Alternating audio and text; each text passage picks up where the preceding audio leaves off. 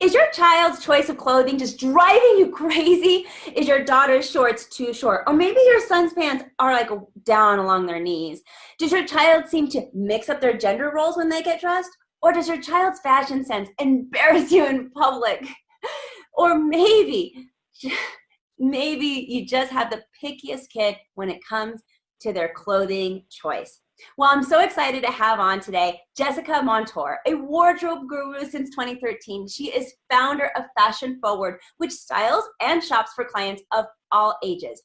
Jessica is a mother of 3 boys, and she understands that personal style is individual and a form of self-expression. Today, I'm really excited to pick her brain about what parents can do to minimize the clothing battles and still support our kids. So thank you for joining me today, Jessica. I really appreciate it. Yeah, of course. Thanks for inviting me. I'm so excited to be here. I'm going to dive in right away and get started because I'm so excited about this. How can parents support their children through their clothing choices, even if we just do not agree with what they want to wear? So as parents, we've been there. We're headed out. We're in a rush. We're short on time. And here comes Junior down the stairs in his Spider-Man pajamas. And he is just so excited to wear his Spider-Man pajamas to brunch. And as parents, we're like, oh, we're already short on time. It's a tough situation. But, you know, there are times that we have to just kind of support our kids. And I think what they wear is not the biggest battle that we're gonna face with them. And it's real important that we support them in what they're wearing because it's a form of self-expression. It's a second set of skin, really. If you think about it, what we put on is a second set of skin. So our kids have to be comfortable in what they're wearing. And we have to guide them and coach them and not just be really controlling and rigid about what they're wearing every day. I completely agree. We have to pick our battles. And for me personally, too, as a parent, that's not really a battle that I pick. However, there are times when they're going to wear something that's completely unacceptable for the event that we're going to. How do you suggest that we confront our kids when they're wearing something and we're just like, oh, no, you can't do that today? When there's something that's a really important event, we need to take the time to have the conversation with our kids about where we're going. I think a lot of times as parents, we're just running and gunning and we're like, we got to go, we got this event, we got that event. So we need to have the conversation ahead of time. Like, hey, we're going to all get together for a really important event on Sunday morning. It's going to be brunch and all of us are going to be there and families coming in from out of town. And so it's a really special event. It's at a really nice restaurant. So we want to present ourselves that way. I think as parents, we forget, maybe we don't forget, we're just so busy, let's face it, to have those conversations for those types of events. Otherwise, if you're just allowing your kids to dress themselves, you got to kind of prepare yourself for whatever might walk down the stairs. So, you know, it's just a matter of just having that conversation, especially if you have a child who is kind of out there with what they're wearing and what they want to wear. One of my boys, he was like a walking billboard. He had probably 10 different colors on, red, blue, and white shorts with a green shirt and a purple hat. But to him, it was all of his favorite things. So he was coming downstairs in his best, but none of it matched. Yes. So we just have to kind of have that conversation with our children ahead of time and not when we're trying to just get out the door. And how do you shop for a child that is just so picky about what they want to wear? And pickiness comes in a lot of different fashions. You know, first of all, I don't think there's anybody that is too picky. I think there's just some people that know more than others and are more refined in their style with what they like and what they don't like. What I've experienced as a parent is a lot of times with my boys, it wasn't a matter of them being picky. It was a matter of comfort for them. One of my boys has, you know, wide little Flintstone feet is what I call him, because his feet are thick and his feet are wide and he has a high arch. And I could never get his socks right. And it was a battle every morning. He wore a uniform to school. That was the easy part. But his socks drove him nuts. And we went months arguing in the morning about his socks. Well, what it was his feet are so tight in his shoes already that the socks that I kept buying, I bought so many different types of socks, none of them worked. What it was the seam at the toe was too thick, and it was just really painful for him throughout the day. So finally, light bulb, as a parent, I had this conversation and we drilled it down to what was really going on with that sock inside his shoe. And so I went out and I bought him girl socks, and they were just like the kind of the lower ankle socks, but it was really a lot thinner. And you can't find very thin socks for boys unless they're dress socks, but these were just the basic white at the ankle sock, and no more battles. No more battles with socks. And it was really that simple, but it was painful for months and months and months. That's so I would so just say, brilliant. Dive into it and have the conversation with your kiddos. That's so brilliant how you brainstormed with him and you talked to him, figured out the problem, and then was able to work with him. That's awesome. Another thing that I'd like to ask you is, some families really struggle with their child mixing up some gender roles.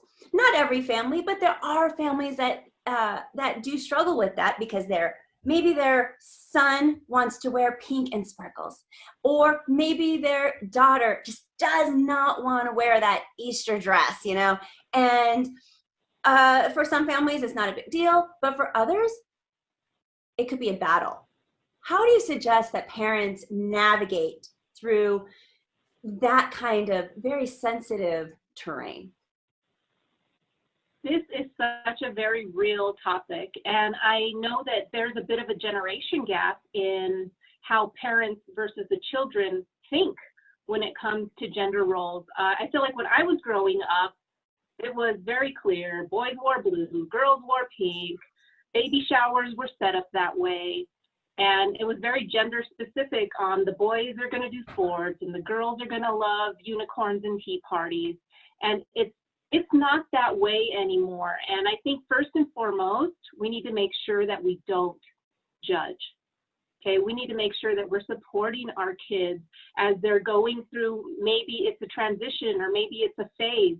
It's going to be different for every single child, but more than anything, we need to support our kids. And so how do we do that?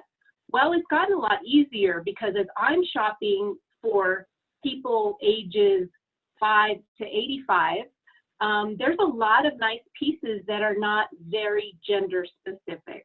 So there's more structure to some of the girl pieces, where maybe it's a collar and a button-up shirt with some buttons. And as far as the little boys that maybe like a little bit of extra flair with their clothing, there's leopard print out there in boys' clothing and shoes that is, it's to be celebrated, really. And I think a lot of brands are getting better at making it easier for us as parents to support and celebrate our children who maybe like to dance outside of the black and white of what gender dressing is, and be in that gray area. So I think we're going to see that more and more, where it's not just the boys department and the girls department. There might be a unisex department, and you do see that gray area as you're shopping at certain retailers. So I think first and foremost is we have to support our children, and we have to make sure we're not judging them, because if they don't feel like they can come to us with something so simple as, I'm not wearing a dress, there's just no way I'm wearing a dress, we have to be like, okay, where can we meet in the middle, And you see it even on the red carpet. You see celebrities wearing jumpsuits on the red carpet, or pantsuits on the red carpet. So I think it's a beautiful thing. I think fashion is such a wonderful way to mirror the times that we're in, whether it's society or just the environment that we're living in, and it's totally fine. And you'll get through that with your children to the point where they're going to eventually start shopping for themselves anyway, so you won't have to worry about it. And one of the things that you mentioned, I just want to reiterate to our audience again, is that fashion and the clothing choices that our kids make is really that second skin. And to support them in what they're wearing is actually really, really important. It's a reflection of whatever is happening inside of them. And if you're trying to take that away or to stifle it in any way, you're inadvertently actually telling your child, no, no, no, I don't like that part of you. Let me hide it. And that's huge. For those parents out there who haven't realized that before, that's what you're saying. Now, I'm not talking about inappropriate clothing, but just in general, their style and what the things that they want to wear on a daily basis. So thank you for bringing that up, because I mean, it was an aha moment for me. And I think I knew it way deep down inside before, but it's like, oh yes, that's so, so important to support and try to navigate with them. And if I don't agree, or if I'm too embarrassed, it's a conversation that has to be had with the child to find a middle ground so that you're still supporting them in whoever they are. That's so great. You nailed it. You nailed exactly what it is that I do and why I do it. I'm a wardrobe guru, which means that I'm here to shed light on people's wardrobes. But really, it goes deeper than that for me. It's more about how can my clients be an authentic version of themselves so that when they step out their door, they're confident, they feel good, they're comfortable, and they could just be themselves. And I know there's trends in fashion and things to follow, but really at the end of the day, it's a person's confidence that's gonna outshine anything that they have on. So really, as a wardrobe consultant, personal shopper, wardrobe guru, that's my goal with each and every client that I work with. That's fantastic. Thank you so much for joining me today, Jessica. If people want to get a hold of you to either hire you for your services or even just to pick your brain, how can they contact you? Well, I have a website that links up to all of my social media and kind of what I do. I can be found at jessicamontour.com. And I do everything from closet purges to organization, wardrobe consulting, special events, custom clothing. And so really it's just a matter of what does the client need and how can we get them there. Thank you, Jessica, for joining me today. I really appreciate all of your expertise, all of your insight. It was awesome. If you'd like to get a hold of Jessica, her link is right here